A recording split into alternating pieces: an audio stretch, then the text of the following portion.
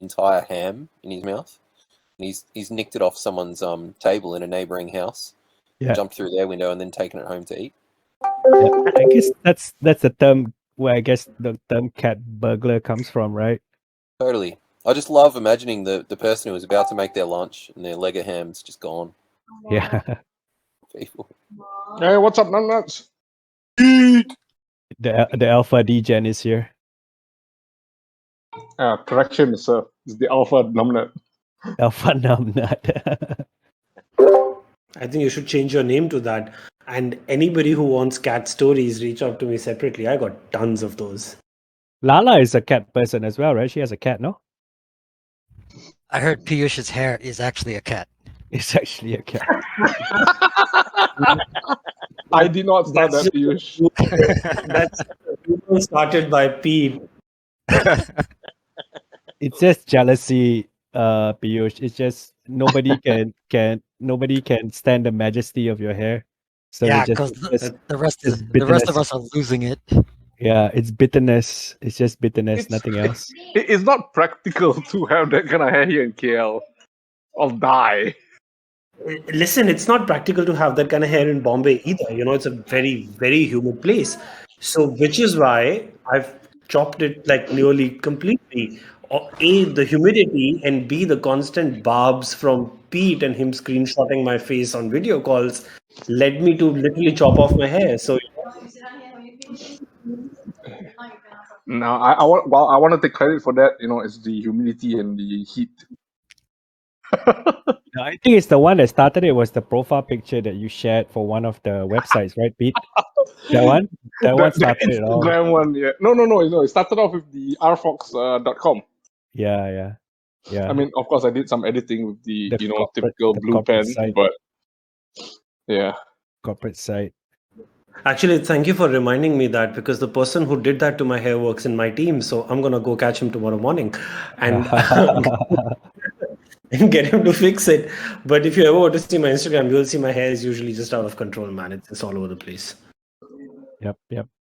I see But anyway, BBL Benny- is here. I also see the princess is in the house. Good evening. We've got a full house and DAO Ventures lady.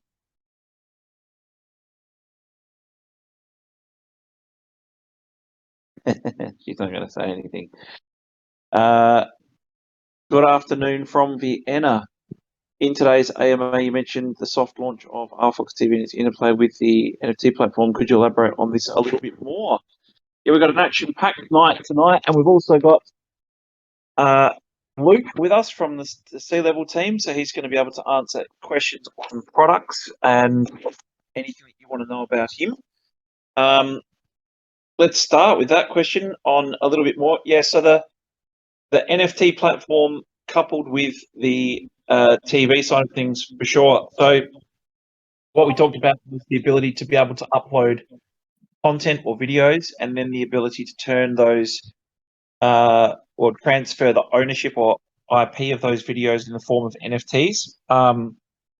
We've spoken a lot about content distribution issues with legacy models. So we believe that this is going to be a much better way to do things, and a chance for people to be able to buy IP in a more trusted sense and fashion, and things like capturing something on your mobile phone or a piece of footage that you think's good that a news station might want to run with. They can actually go onto the marketplace and actually buy the IP, get an NFT to prove or show ownership. But that's just one use case. There's tons that we can obviously do with a combination of those two things. Welcome, Luke. Who's the better looking brother, Luke? That's the first question for you. I think we went past a question by Urban Gecko regarding the rewards pool table that have been announced today, Ben. So there was a bit of a push or uproar in the Discord channel today with everybody giving their take on our decisions on the reward pools. So I just wanted to clarify the reason why we wanted to do something like this. So we've done 3 staking windows last year, and we've always said that basically we want to reward the people who hold those tubes, because the utility cases were being rolled out and we've had many delays. So while those delays were happening, the staking pools was a good way for you guys to get incentivized for holding the tubes, right? So I think last year how much in total did we give out, Phil, to the people for first, second, and third edition? First, second, and third edition, close to 10 million. Close to 10 million. So the whole exercise revolves around the people who were holding on to first, second, and 10 million were given out. So the issue that a lot of people are facing or have voiced out is that the rewards for this staking window is not fair, and that basically they want more rewards. So from my point of view, the thing is we want to incentivize people to basically start their collections for tubes in the game.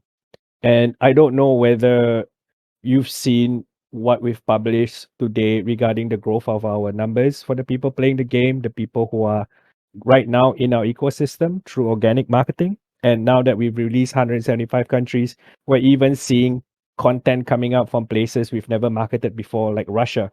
So these people will now be experiencing the same things you guys did last year by collecting tubes and then staking them into a window for 90 days. So the whole thing about us trying to put something like that in place, it was met with a very, people were voicing their opinions. And the thing is, special editions were never meant to be the same kind of constructed the same way as the regular editions. That's what special editions.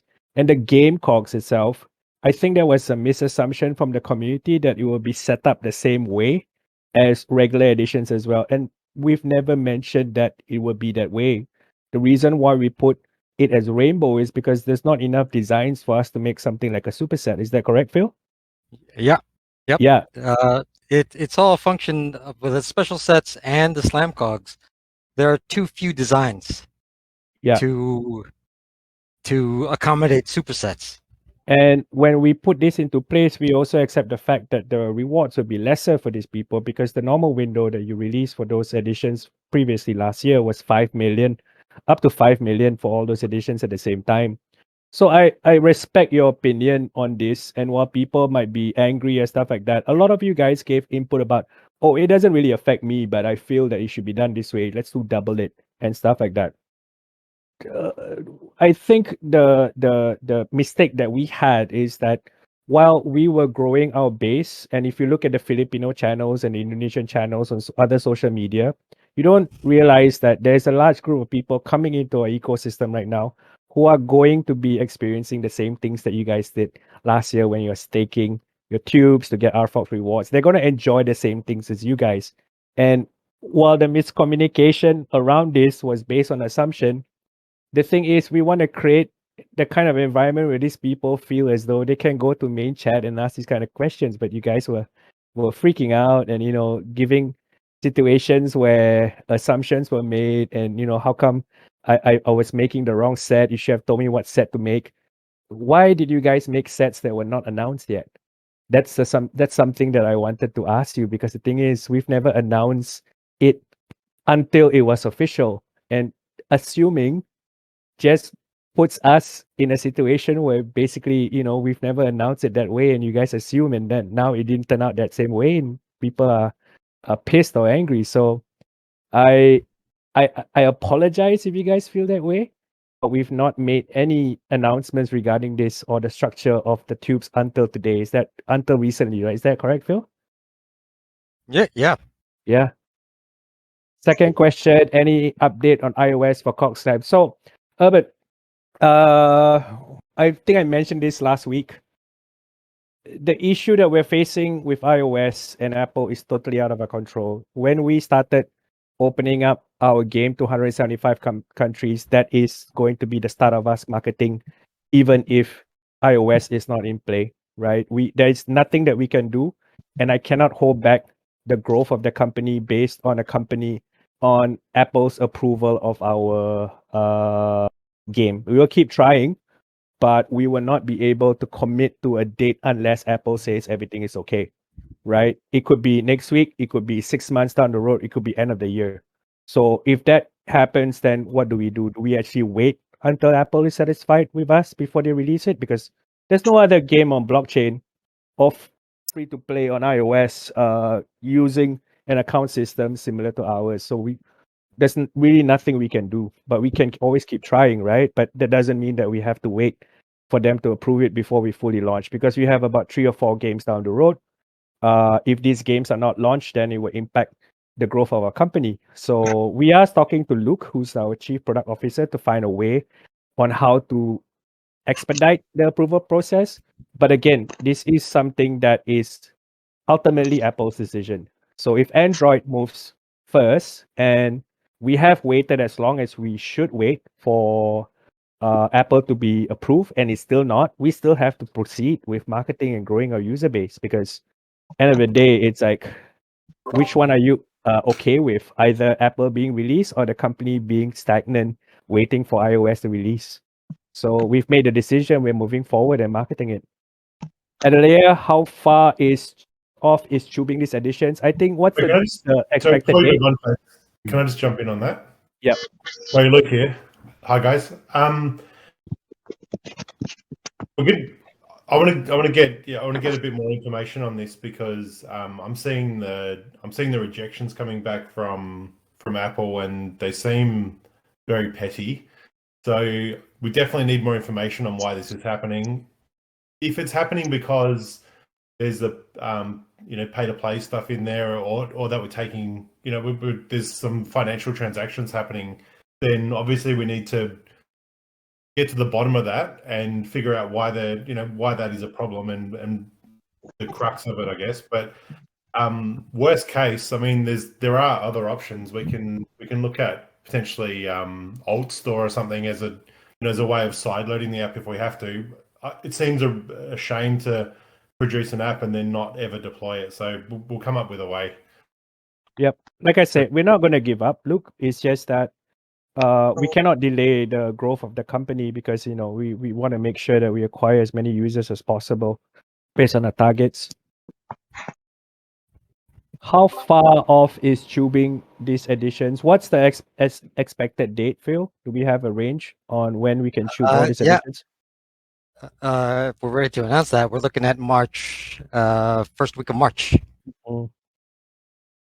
How did the 1,000 of cogs from Slam 1 get dumped to the market? Well, we had someone who basically gamed the system and bought a lot of cogs at the same time, XP. We're still looking into this, but so far it seems as though it is from the game itself. It's not basically a glitch. So it is being minted from the game. You have to know beforehand, program for sets.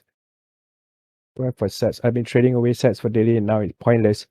Well, I would take blame for this craze in terms of programming or explaining to people how the sets are being done. But again, we didn't talk about the sets for the game until recently, right? So if we try to go back in time and then try to explain it in a way where, okay, get ready, these are all the sets that are going to come out, then we wouldn't have this problem. But the thing is, the way the sets are designed for the game is not the same as the regular editions. These are all rainbows, and what Phil said is there are no super sets. I think it's good that the focus is rewarding the game players now. I really want to see the games do better, get more users. That is our acquisition channel, Hanford. So the growth driver for us is not going to be from within this community. We have to look outside, and the acquisition tool that we are currently using is the game. And if you look at the numbers today, we've released a snapshot or an update. I said during the call last week that I would release the update for the numbers by end of the month, but we did it quicker anyway, because people were getting frustrated or being in the dark. These numbers and all these kind of stuff have to be managed by not just our team, but also the guys from RFOX as well, because we want to make sure we get these numbers validated before we release it. You see, there's not a single person in the Filipino chat complaining about rewards. Well, that's the weird thing. Adelaide has been going into the Filipino channel and using Google Translate and chatting with the people on the Filipino channel, and actually giving them cogs, which is what I thought would have happened anyway when we started growing our community back in the day, right? So I know it's not something that you were supposed to do, but you did it anyway. And these guys, I think, are going to be grateful to you, Adelaide, as they start their play to earn journey in our ecosystem. Are you looking for beta testers for upcoming games? Yes, we are. So hopefully we get the approval for the contract to be signed with the second game. So our plan with them is to release a closed beta of the game every 90 days. So every 90 days is basically going to be a closed beta of the game after the contract is signed. So when we get a confirmed partner, the first thing they do is integrate the OID system so that basically they can actually use the wallets that are in your account to use the utility of the cogs or tubes inside them.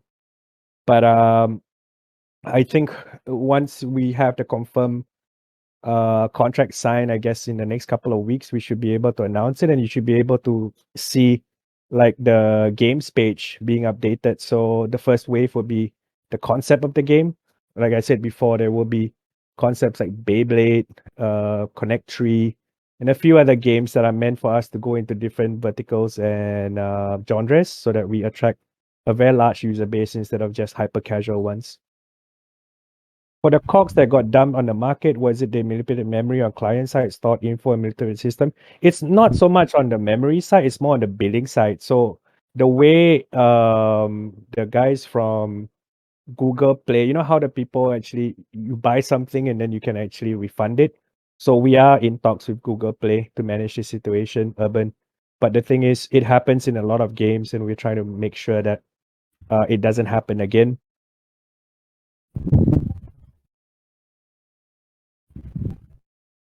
Have you identified there's two game theories to Cox Time, the tubers and the players? Both need and completely different. Are you trying to mix these two and have players become tubers?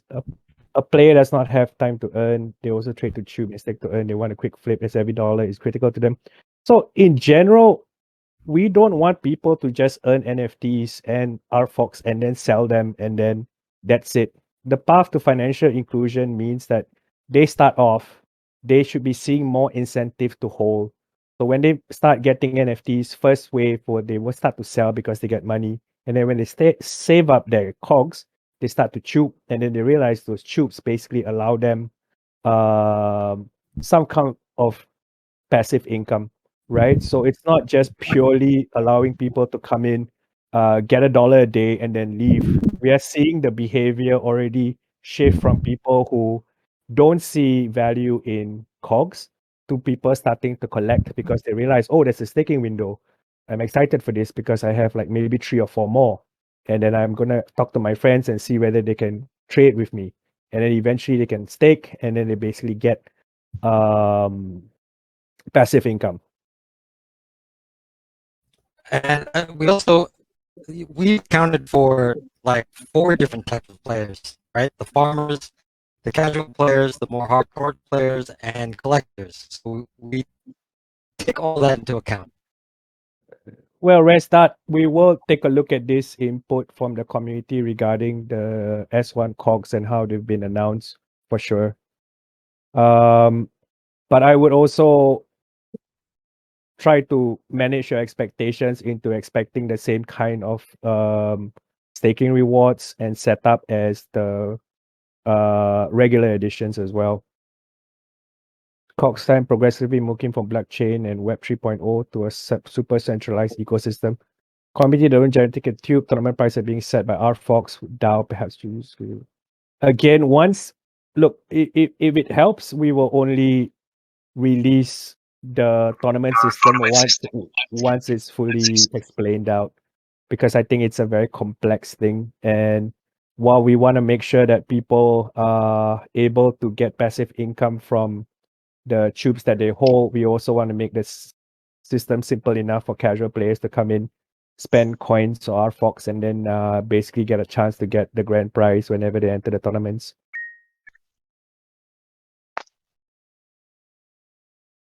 I only went there to get people to play genres, games of slam, and having fun with them all.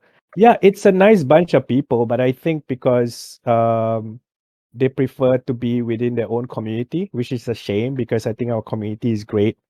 when it's not a bear market. The reason is because I think they're more comfortable in their own language, Adelaide, and I think it was a pretty big of you to communicate with them even though you don't speak the language. Any questions for Luke? Yeah, so I've got a question which is an easy one to answer. Have I moved to Ho Chi Minh? No, so I'm in Adelaide in South Australia. I just moved here recently from Melbourne. But I am going over to Ho Chi Minh. I'm going over to Vietnam anyway in April. Been telling me I'll never leave, so we'll see. I don't know if my family will feel the same way. You won't leave. You won't be able to. It's I am fantastic. very much looking forward to going over and seeing the team and visiting my brother, of course.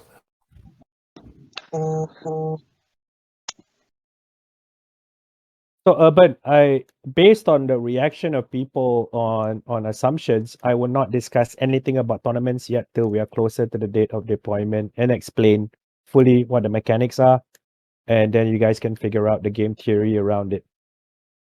You've never been anywhere in your life with so many Lukes at the same time. There's a fair few Lukes. Wall shed on Hindley Street. Jesus. For the people that don't know what that is, that's you're very lucky. It's an infliction. I've probably forgotten more about Adelaide than you know, but yeah, it's been a while. I've been away for 10 years. I've only, like I said, I've only just returned. So, but I'm open to whatever. Is the wall shed still open? It sure sounds like it. Oh, that scares the living bejesus out of me. That thought. Sounds like a nasty place. What is it? It's a nasty place. It's just it's basically a wool shed that serves alcohol. On schedule. So the upgraded art is for all of it. It's not just Arkamoto, Callinova. It's the whole lot. Is due on the 1st. I think that the final versions of everything are due on the 1st of April. Just before we go into Lyseg, the other question that was asked about was DAO Ventures. Someone was saying that they listened to some of the DAO Ventures tour last night, and they weren't sure whether there was any.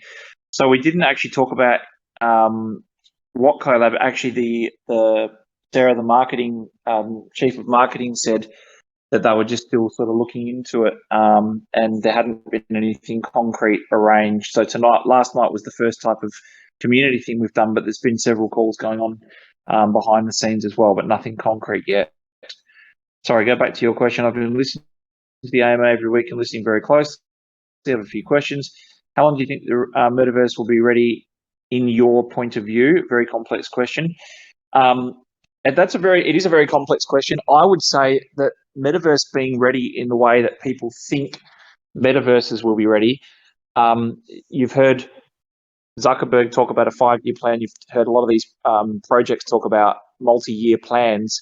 I think that anything that you see coming out over the course of the next few months will be obviously very much MVP. And I'm not referring to Decentraland or Sandbox as being traditional metaverses yet, but those platforms, if you look back to where they were years ago to where they are now as far as their development cycles are concerned, I think obviously it's a completely different type of model and what we're building is very different. But ultimately, I think you'd see the same types of levels of progression as far as how much gets achieved. And the technology that we're building with, and because so many people are building in this space, I think it will evolve very, very quickly. So although it will be ready shortly, it's not going to be anywhere near. It's always going to be a work in progress. How many people are working on the project, the Metaverse design and graphics? That's a good question. Benny, your voice has gone all robotic again. Very, very good question. Benny, you're I'd have underwater. to tally it all up, but we've got external agencies as well. So or size, as far as what about now? Is that better, Pete? Better. Better. I'm switching to Wi-Fi. See if that makes it better. How about now? Yeah, it's good now. Better? Yeah, it's better now. Okay, sorry. So you'd need a good, as far as with the design, because what we're actually doing is also having technical artists as well, which are the people that we just recruited one this week, which actually liaise between the art and the tech worlds as well. If you take into consideration all of the artists and all of the people building, and then all of your side on the tech side for the blockchain, Pete, I think it's fair to say that you probably need a team of about 35 to 40 in total. I think that would Sounds about right. about that mark. It's a ballpark, and it obviously depends on what's being built at that time. How do you see RFOX in 2 to 3 years, a better version of Amazon? I think it's going to be different to Amazon, completely different, but I think that it'd be a fair representation of Web 3.0, especially blockchain representation. I honestly believe you'll see a much more user-run, user-focused, user-based type of environment than what we are used to with these things like the Amazons and the Facebooks of the world. I think you're going to see a lot fairer platforms, and because people are going to come in droves, I think you'll see these economies of scale be brought in where you're not seeing these Play Store 30% type of ridiculous margins. I think you're going to see that a lot of people are going to have the ability to be able to make a little bit of money, especially that's the case in creator economies, and coupling that with the fact that this will be more of a platform that's available for people to be able to come in and use and transact through and meet and connect to other people. I think you'll find that it's a much more open platform. Forgive the broken English, that's better than 99.9% of the English that I read every day. Nothing wrong with that at all. Will Lala get involved with RFOX Games being a streamer and gamer? She has a really good social presence, very impressed with her communication skills and ability to handle a public space. What do you have to say about that? Definitely, but she's out of our budget range at the moment. So if she lowers her fees, then she should be able to accommodate us. But jokes aside, we are getting 2 major influencers in Philippines rolling out content on TikTok, Facebook, and a few other streaming channels. Like I said, we are kicking off marketing in all the different countries that we're doing. It is impossible for us to market all over the world, but because we've seen some numbers grow in different territories that are starting to pick up, we will start engaging with those people who are making content with us and grow communities in those countries as well. I like the format of some of the influencers that we're talking to, but if you guys want Lala to be a streamer or join one of our streams, just emote on Urban Gecko's sentence there, and then we'll take that into consideration and put something into place if Lala is agreeable. Lala, while you're here, do you want to just give people a little bit, for those who haven't heard from you before, do you want to just, and I want to introduce Luke properly as well. Lala, do you want to just introduce yourself and what you do besides wear illuminating ears? Maybe she's muted.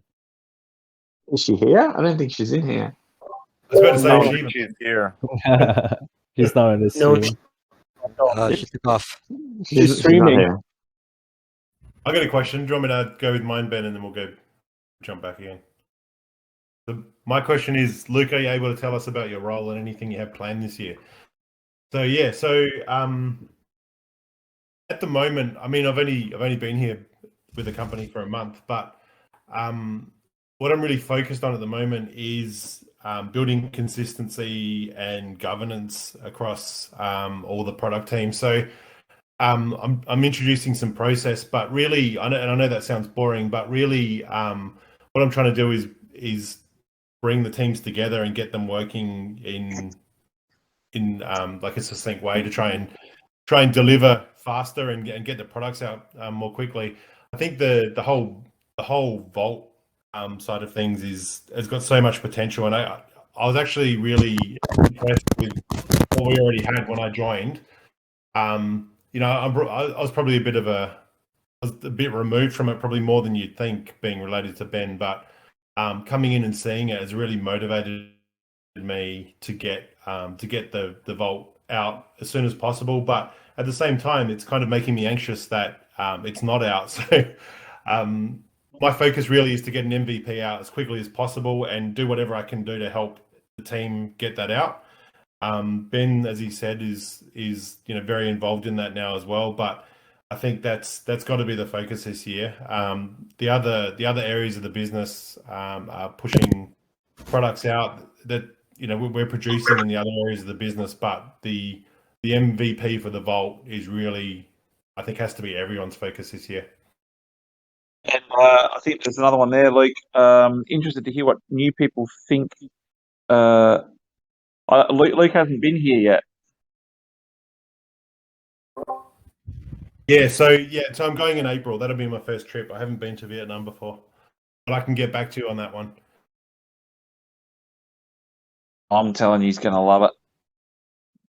How many cogs do I have? So I've got no, Ben hasn't hooked me up with the cogs so much. I've had a couple of packs. I'm definitely keen to get more. But I've got some RFOX tokens, and I'm getting very deep down the NFT rabbit hole. I need to pull back because I can see my life savings going up in smoke and NFTs. I'm not careful. But I'm definitely immersing myself in the world. I don't have a background in blockchain, so I'm learning that side of the business. My background is operations and general IT, so I'm really trying to get my head around the whole blockchain side of things, and you know, putting my life savings into NFT seems like the best way to do it at this point. There's no risk in doing that at all, is there? That's a guaranteed winner.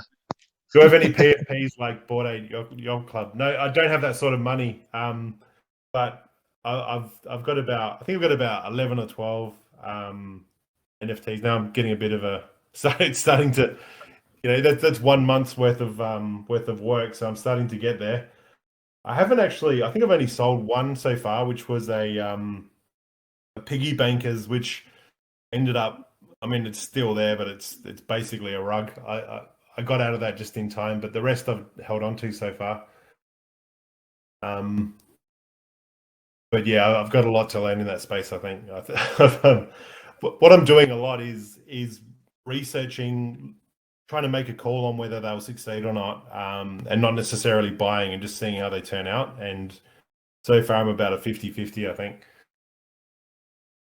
Pretty good ratio. The amount of I think your summation was pretty good. So Luke had been around for about a month or 6 weeks, and he turned around and he'd said basically most of the people in the space that you come across, and most of these projects are don't have the best intentions, and it's therefore people find it hard to trust. So you've got to earn your stripes, and we're still very much earning our stripes. And I mean, being a Docs team helps, and being around people helps, but he's right. We've still got a lot to do before we sort of prove ourselves in the space as well. And I think all of the bad actors make that a little bit hard and make you have to push a bit harder as well.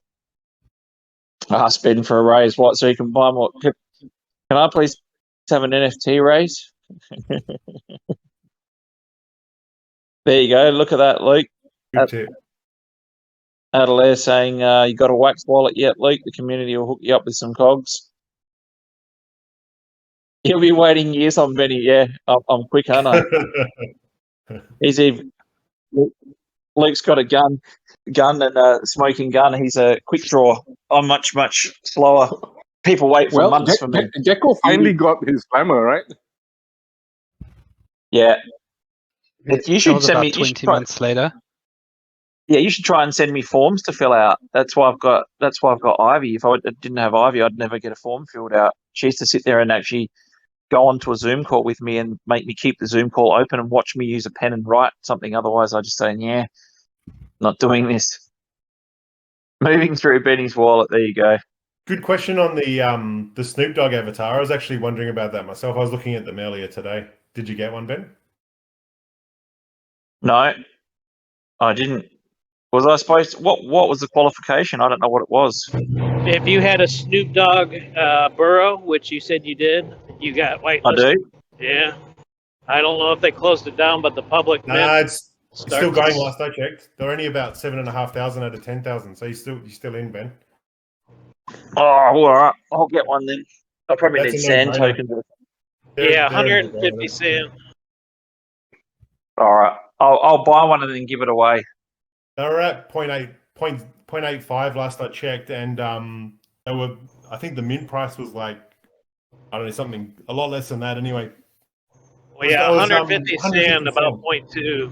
Yeah, Yep. that's right. Yeah. They've I already got mine quadrupled. last night. Oh, you got one. Nice. It's not revealed Yes. yet, though, is it? No. A couple more days on the 24th.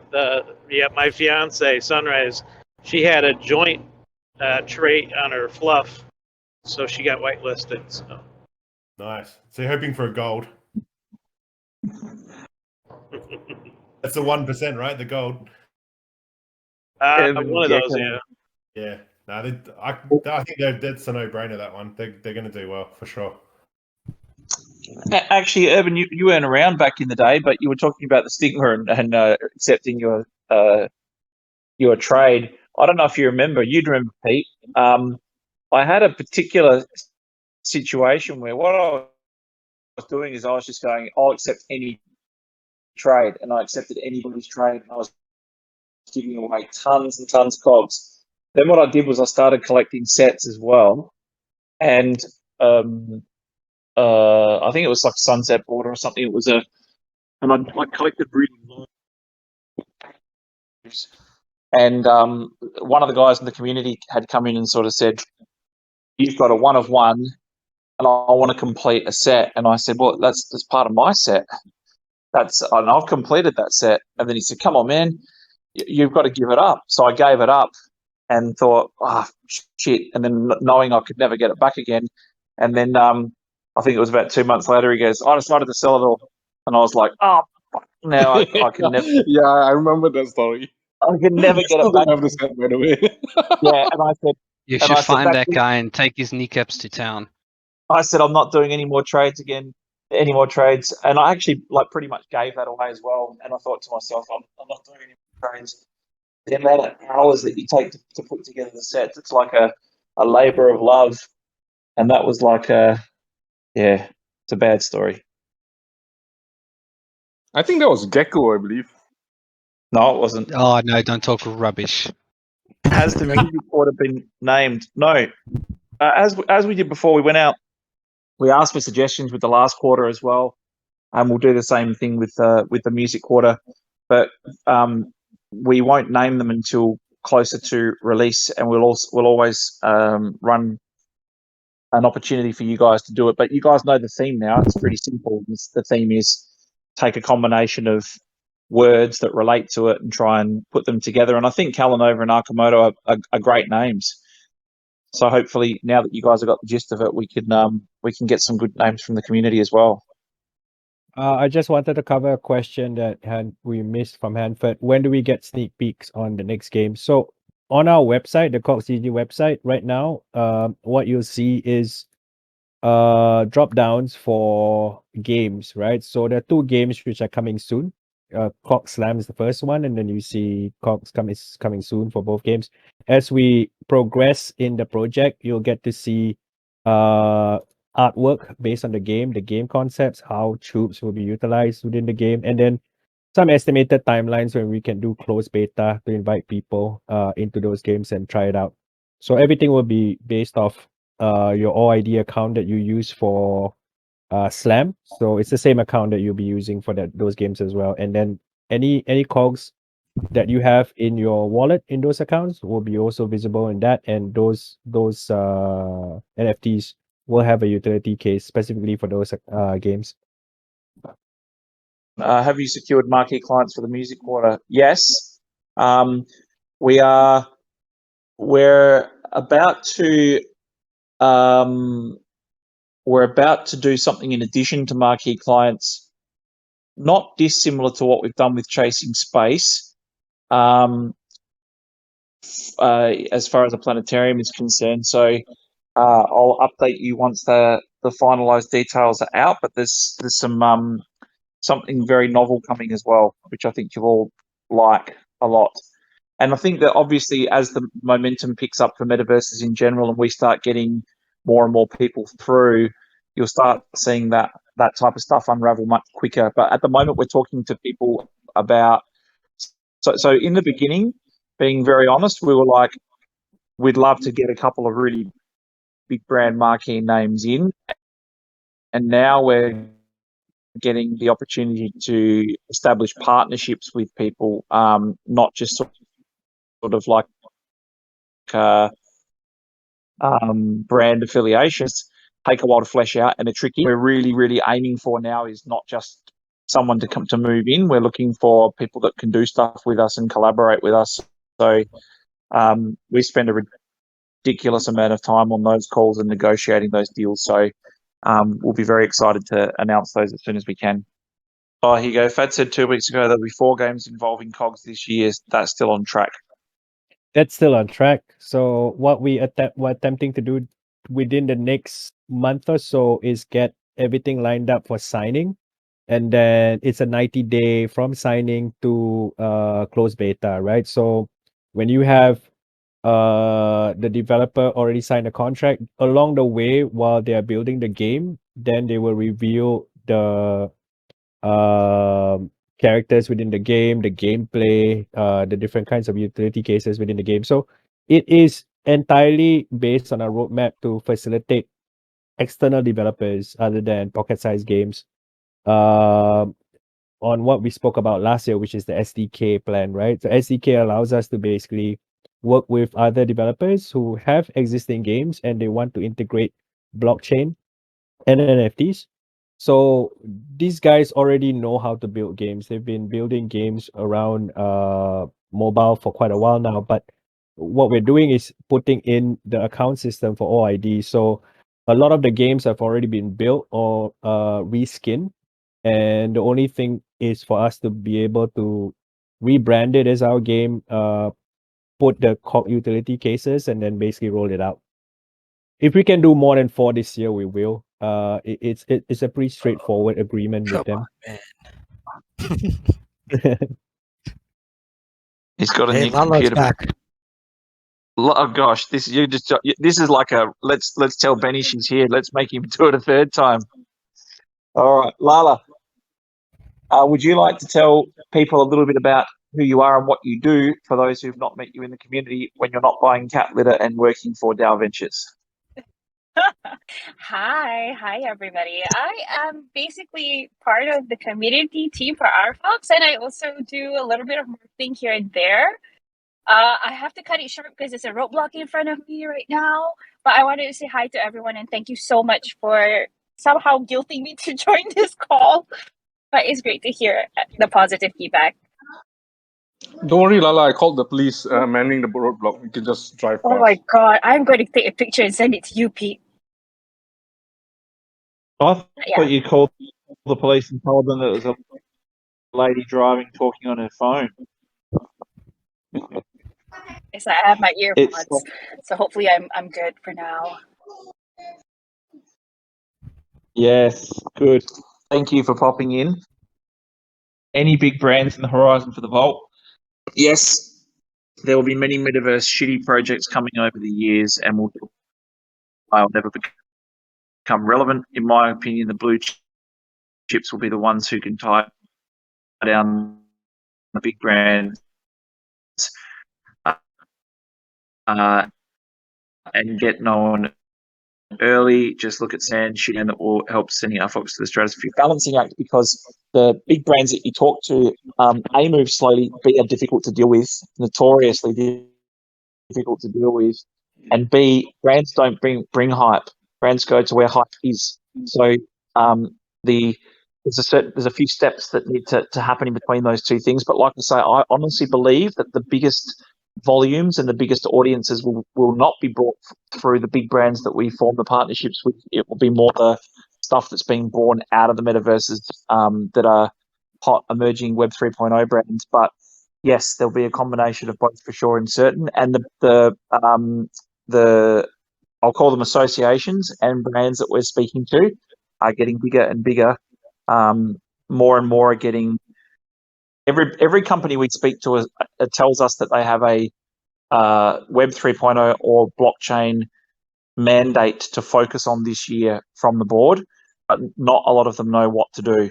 So that's the part that's taking up a lot of our time, and it is kind of difficult, and that's why we need to make sure that we've got our products out and we've got clear, succinct product offerings, because otherwise we're just sort of talking to people on their individual needs and pain points, and there's a lot of discovery sessions, and then you finally get to the point where you think, okay, this is something that we can do. And it's, I think most of the people that we've been speaking to at the moment that are getting close to sort of moving in, we've been speaking to for at least 3 to 6 months already. It's like ridiculously long courting period, and there's lots of hurdles to go through. It is extremely, extremely cumbersome. But once you get a couple of them in, then more and more start coming. But it's still a full-time role for multiple people to deal with. Luke, what do you do as a hobby apart from being sucked into NFTs now? I was just typing an answer to that. I up until about 4 weeks ago, when I suddenly ran out of time, I was massively into home automation and IoT and everything. And actually, there's a show here called The Block, and we worked on this house called Australia's. Or they coined it as Australia's smartest home.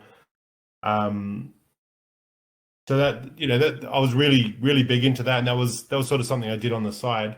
And I was even looking at that as a career path at one point, but it's very time consuming and very addictive. So I've just sort of swapped that for another addiction now. You and me, mate. But yeah, if anyone's got any, I don't know if anyone else is into home automation here, but if you've got any questions, I can probably answer them. What is the brand of home automation devices you use?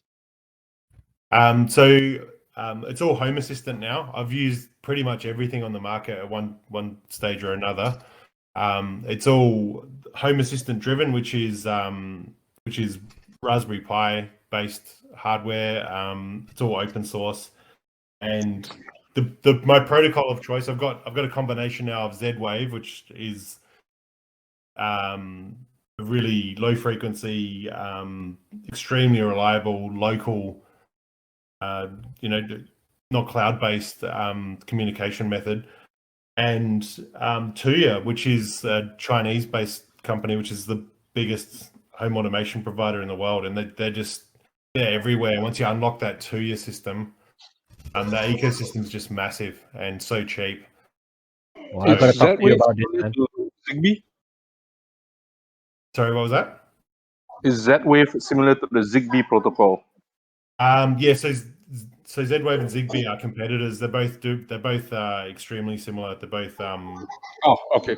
Local protocols that use low frequencies. And yeah, I've got experience in Zigbee in factory automation. Well, the problem with Zigbee is it uses Wi-Fi channels, and it can actually interfere with Wi-Fi traffic. So you got to be really careful with that. But the good thing about it is it's universal, so you can buy Zigbee stuff anywhere in the world, and it's exactly the same frequency, and it's interchangeable. Whereas Z-Wave is different everywhere in the world because they have to. They're very similar to radio channels, so they have to actually circumvent radio channels. Yeah, I noticed when I put up Zigbee, basically a lot of my Wi-Fi stuff were getting slowed down or interrupted until I changed everything to 5G, because I think Zigbee is on 2.4 now. You have to just choose a channel for Zigbee and steer everything else away from that channel. Yeah, I mean, we use dedicated ones, but yeah, I mean, that's a rabbit hole that I would love to go down. Z-Wave. Hey, that picture, that tools down picture, I reckon that's the building in Port Melbourne that I worked on, actually. Speaking of rabbit holes, Urban Gecko played for you played for South Africa in indoor cricket. Yep. Jesus. For those who don't know what indoor cricket is, it's like you stand in a small rectangle and have psychopaths whack the ball at you at 1,000,000 miles an hour. It's a very fast hybrid version of cricket, where you hit the ball into like a netting. So you don't actually have a big field. It bounces off the netting, and the ball basically is always live. So you've got balls flying around. It's quite nerve-wracking when you're fielding very close to the bat, isn't it? Even though the ball's a bit softer. Yeah, I was the keeper. I broke my thumb once or twice with deflections. Jesus, that was my first ever job. Was umpiring it. I worked at the ICA around the corner from where Luke and I lived, and I used to climb up the ladder and umpire it. That was my first ever job at 14. Lucky Luke, thoughts on RFOX having the ability to adapt the Great Reset and governments cracking down on their citizens like Canada? XP's on the Canada bandwagon the last few days. I think there's a lot. We have to navigate a lot of different issues with different countries and different legislations in different countries, and I think that's going to be a huge problem going forward. But I think there's a lot of panic when these things happen as well. Like, China banning everything, like the internet and crypto and all the rest of it. And there's been a few other countries that are sort of threatening to do that recently. I don't know. What do you think, Ben? I think we've always known that we don't know, and so that's why we went for the more. I think to be honest, in the beginning, it was the more criticized path because there was less projects building.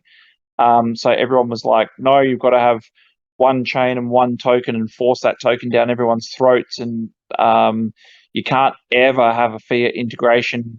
Doesn't make sense.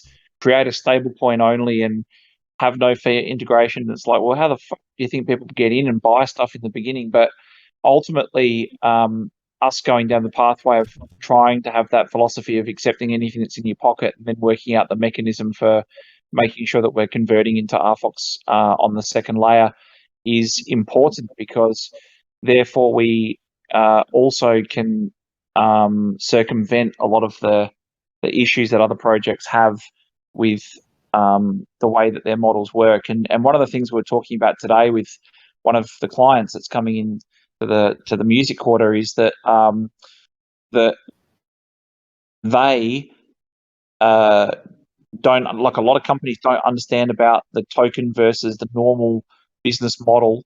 And if you're publicly listed or you're legislated in certain countries, the token part of it has to be completely removed from your business model, right? So a lot of these companies, so two things, and I think most people that have been in crypto know this, but for those who don't, you might find those 2 points interesting, is one, if you've got an anonymous team, good luck raising money. So they're going to do not so well when things start going well, unless they dox themselves. The second thing is if you've got a token model only and it's forcibly used and it's the only entry point or way in, there's a lot less options for you as far as being acquired, merging, getting listed. It doesn't really bode well for, and this will go against the popular narrative that people would like to push in crypto, but it makes your future and scalable opportunities far more limited. I hope that makes sense. That's a whole nother topic. Atesh, when is the next major update for Coq Slam with new features, emotes? We will announce the feature rollout, but right now we're focusing on all the data we're getting from all the people from the leaderboards, as well as getting ready for Arena Season 1, where the Arena Cox will be released.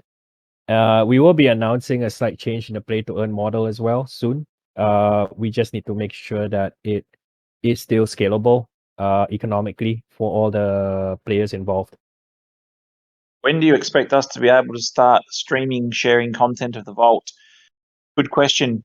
Actually, we have a few developments on that front. It could be sooner than you think, but it's a matter of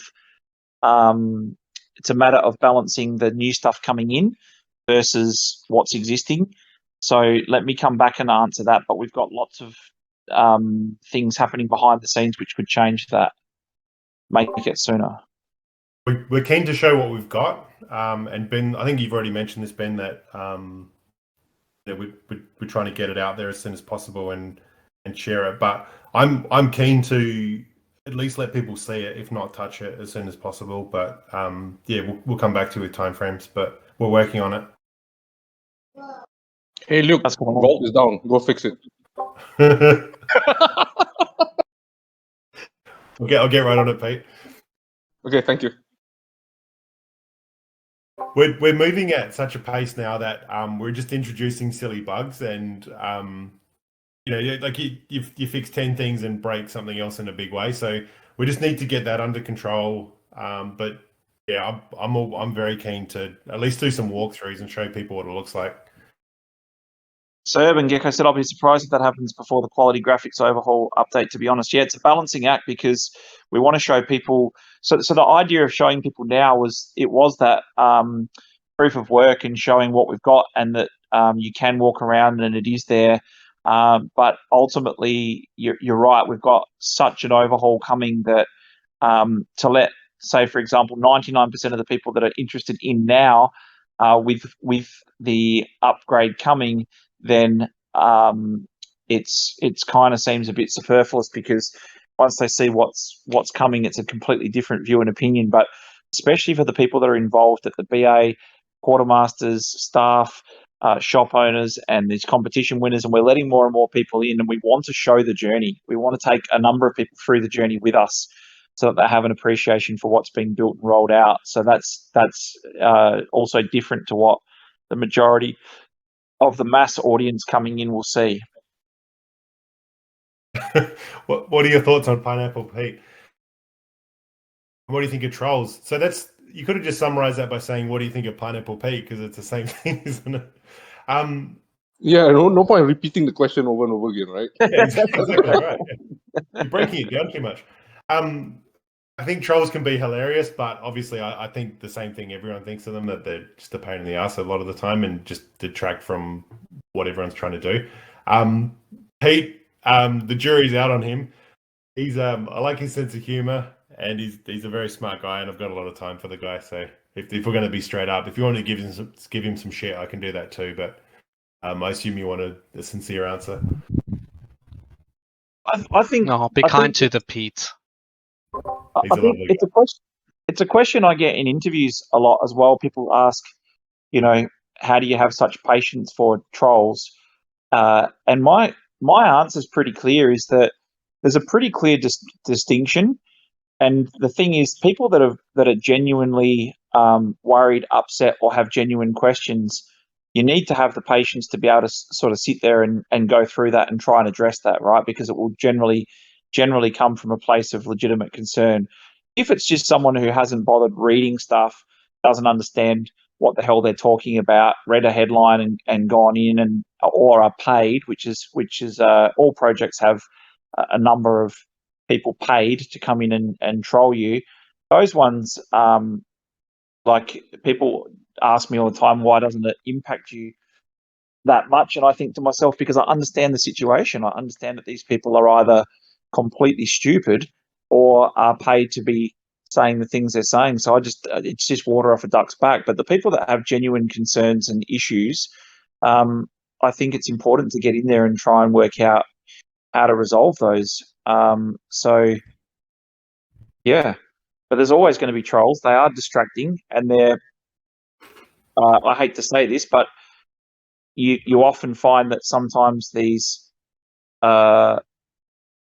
it's sometimes the very I don't know how to say that without being disrespectful, because it's not supposed to be a disrespectful comment. But what I am saying is that sometimes people with very big mouths that go on and on and on and on. I remember, I think you might have been here already, Pete, or definitely you were, Red Pill. I've had several times where I've literally spent 3 or 4 hours trying to help a person solve a problem that's been going off their nut in the channels, and they've been going crazy. And I've literally devoted an afternoon to helping those people resolve a problem or whatever. Then I get to the end of it and they say, you know, I had $18 on the line or something, and if I hadn't have got that back, I would have been. And I'm thinking to myself, you've written Reddit posts, you've gone into every channel, you've gone seen that one. for $18, and I thought to myself, for Christ's sake, when it's clearly a user fault. And I think to myself, that's disheartening for sure and certain. The way they present themselves and carry on, you think, you know, but you have to take things seriously, and you have to say, look, if it's a problem, it's a problem. So, and on the flip side, sorry? On the flip side of that, a lot of people get labeled as trolls when really they're just voicing their opinions. And correct. Any sort of negativity to a project, even if it's founded, everyone jumps on them and calls them trolls. And I think a lot of the time people get incorrectly labeled, and it's normally a protection mechanism by the projects, from what I've seen. Yeah, but the thing is that there's also people that would like a troll, like people that have been around for a while in crypto. They actually would use the label for its correct term, but generally you'll see a person come in and have a problem, and then someone will try and help them, and then that person will then pick up on something that person said, a word, like fixate on a word or whatever, and then every single person that talks to them, that tries to help them, they start fighting with, and they start trying to rip each person apart. And you just think to yourself, they've got to be paid, or completely just stupid. But it frustrates the people in the community, like the BAs and the people that are out. We've got some fantastic people in this community that really try and spend the time helping people, and the way they get treated. And Hanford, I don't know if Hanford's still here. Is he here? Yes. You remember back in the beginning, that I won't mention particular things, but I remember, and this is third hand, so I might not have got the story 100% correct, but I remember you did a huge amount to help a lot of people in the beginning that were coming in, and you had a few extremely either disrespectful or discourteous people that you came across as well, that you were, when you'd gone out of your way to try and help people. And I remember a few times thinking to myself, Jesus, he's done a lot, and he's put in a lot, and that it's a bit disheartening to see that when you're trying to do the right thing, people are not doing the right thing back. Well, a lifetime of working in construction, serving in the military, and all of that, I got thick skin. So, I mean, because sometimes it's just miscommunication, and you got to be patient and give people time to get to the heart of the matter. And sometimes you can fix it, and sometimes you can't. And when you can, it's always a nice victory. So I think that's a very, very pertinent point that you make, and I think that there's several people in this community, and they know who they are.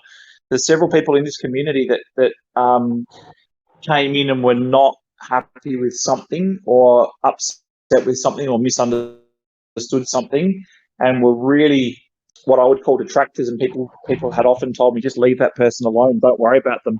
And they've ended up becoming people that are integral parts of the community, because we've spent the time to sort of sit down and try and resolve it, or work it out, or help them. And it is amazing. The fact is that they're not used to that. And I think that if people see that you're actually dedicated to trying to fix things, then they'll reward you back. It's worth the effort. I think it's important. Luke hears about the first 25 cogs, but man. ban Okay, XP, I'm on it, instant ban. we had to know that was coming. Ban. Luke, What did XP say again? I can't hear you. XP found out that he opened the first cogs, and that he's the holder of the first cogs ever minted, and he pretty much takes every opportunity to tell every single person who will listen that he's the holder of the first ever cogs. we said it before. He's part of Cogs Law now. So for those people who got to play the game, during the loading screen, there is a sentence or a quip that says, "Do you want to hear about the first 25 cogs ever minted?" Us neither. So it's like, so he's part of the law now. Yeah, I wish we had recorded some of the sessions in the beginning, because he found a way to bridge any conversation that was happening about anything to. Did you hear about the first 25 cogs? Yeah, it's a skill. Well, he had it on sale. All right. So. Oh, you could. I say let the man talk. Be proud of that. No, but that's what happened, Luke. That's that's all that was talked about for about, what was it, about a month? Yeah, it was about a month. So everyone's sick of it. So Yeah, it's Pete's fault. If he hadn't gone and done the research, I would have never known, and they might have still been on the marketplace for sale. Well, it's new today. You can keep telling it's my fault. It's my fault for not buying that after I found out. Look at Adelaide. I feel sorry for poor Sunrise. You imagine that? Where have you been? You can't get angry at the guy that what's the first ever 25 hours. He'll wake up. It's probably part of his routine when he So goes somebody to have bed at this. night. Somebody have a screenshot of the in-game loading screen that says that. Launch on iOS and I'll get it for you quick.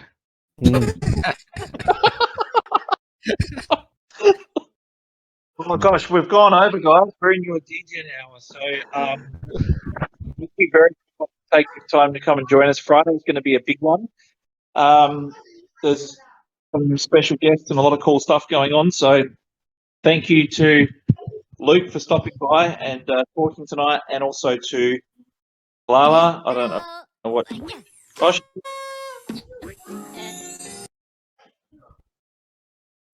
What the hell was that? What's that? Yeah, what was that? Lala, I thought that was you doing a voice for a second. I swear to God, I thought that was like, no, that's not me, right? No. It's like Panuki. What was going on? All right, guys. You're welcome to join Degen. I could probably stay for 10 minutes. Yeah, I've got 10 minutes. So, what Degen topics are we going to talk about that's not COG related and XP related? What? Which of these non-revealed NFTs that are using this up-antied art, which of them are legit right now? Which ones are rugs? Like Clementine's Nightmare and what are the other ones? I'm hearing really conflicting things on Clementine's. I've read a couple of little like Twitter posts where people are saying this could be a rug, but it looks pretty sweet to me. The artwork is incredible. I don't get the whole idea of a rug where you're spending that much time and that much effort on artwork. I don't really understand how that pays off. Well, they're like soft rugs. They're a different type of rug than the drain liquidity. They're like people abandon the projects. They get the money in, and then they say we don't have a roadmap or we don't have anything to roll out. So they just sort of take the money from the project. Well, we had Galactic Apes recently. Wes handed the project over to somebody else. So that just sort of, I don't even think the Twitter's been handed over, but Galactic Apes was one that was like, I think 0.8 of an ETH before the reveal, and then it just now it's not worth much at all. But that had huge potential. Just a general problem at the moment is how many of these projects are ripping off artists, and then you find out just beforehand there's a cease and desist, and then the whole community goes down, and the project goes down, and everyone's down, and it's just another rug scenario. It's horrible. Yeah, I was saying a while back I bought Art Wars, I think it was, and it was I don't know if anyone saw that, but it was like they looked like Star Wars Stormtrooper helmets, and they were really expensive. It was 2 ETH before the reveal, and it came out that they were using all of these amazing artists from India here and all around the world, like very, very famous artists. And then they, on the day of the launch, they said that 4 or 6 of the artists had pulled out and they hadn't told anyone. And then they did the reveal, and it was all done by a handful of artists. And then one of those artists saw and said, "Hey, what is this collection? This has got nothing to do with me. I never gave permission." And the dude just ran away and posted videos about it.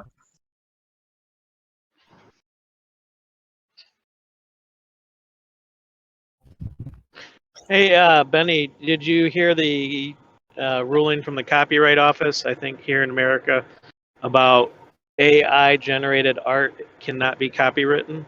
Any thoughts on that? Oh, I haven't heard that, mate.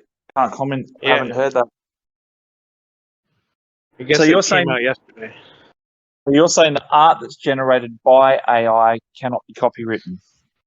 That's what they said yesterday, and then I'm not sure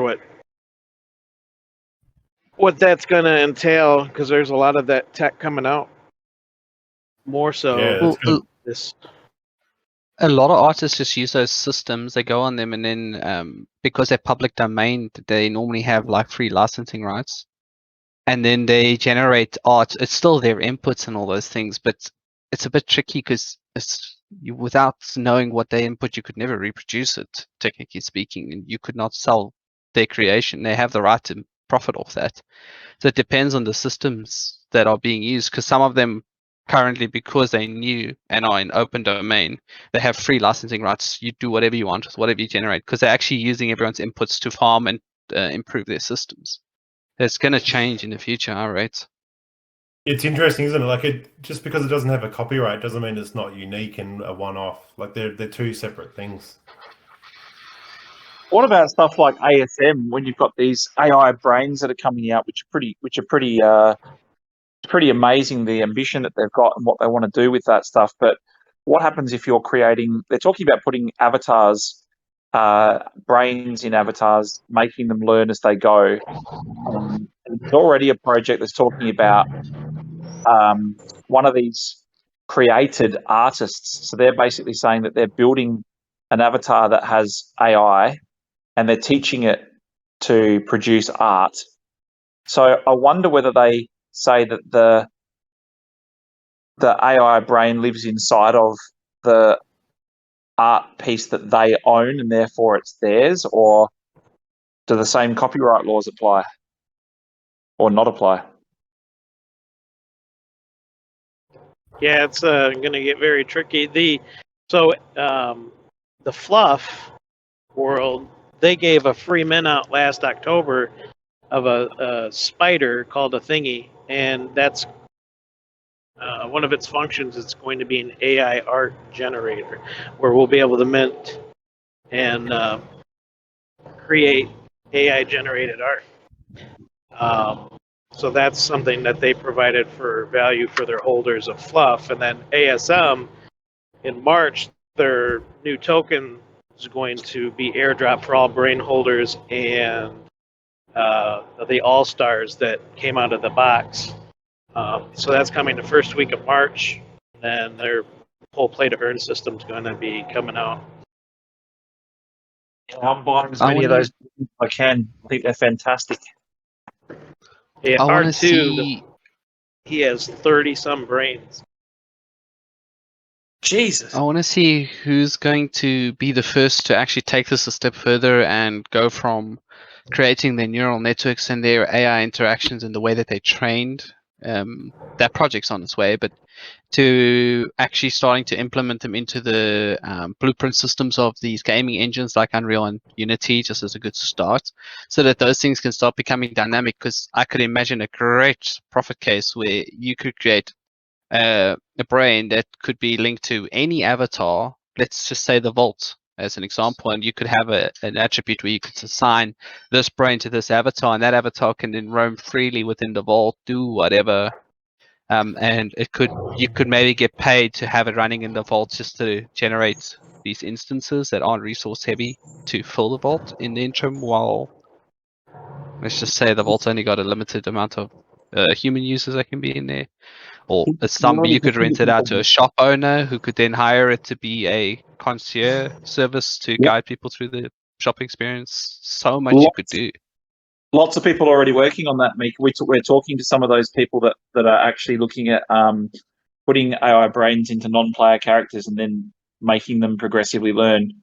And they're also, as I said, we were speaking to a group in Hong Kong that want to do that for avatars. That so you'd create an avatar, it'll start learning about you and who you are, and then your grandchildren would be able to go and interact with that avatar and ask questions about your life now and what you were thinking during certain things and what you were doing during COVID or whatever, and it would actually recite facts and talk to you in a way that that you would have talked. And it's pretty scary stuff, really. That's like Kal-El when he was talking to his dad in the ship in the Superman movie. Yeah. I mean, essentially, that's like, you would say that's the Facebook version of Web 3.0 version of Facebook, let me put it that way, where they're going to data mine the hell out of you to create that, which granted has a good benefit. I don't believe Facebook has necessarily got good intentions. So I think that's a very good use case of taking that technology and creating something where your memories could potentially live on and your family could experience you in a way that's, once you're gone, they can't. It's a very powerful thing when you tug on human emotion, and that's something I've been always hammering on about. If there's no human interaction, no human emotion, it's not designed for humans, it's not planned for humans, there's absolutely no point in building it. Exactly. So that's what they want. These guys that we're talking to are older, and they want to leave a legacy. I reckon that they're they want to be able to leave a legacy. They want to be remembered beyond now.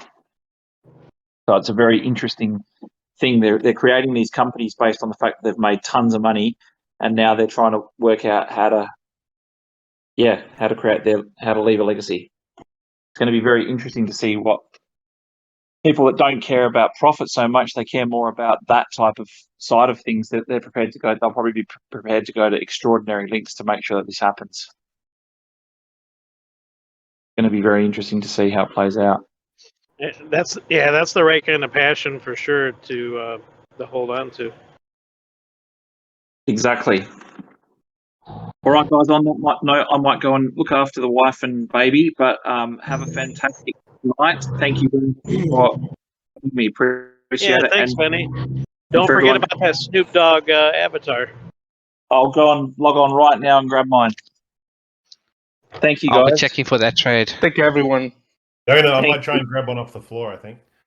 They're 1.18 now. They've gone up. Shit. Oh. They were like 0.8 last time I looked. Yeah, they were 0.5 this morning. Oh, damn. All right. Thanks, guys. Have an awesome day. A night. See you guys.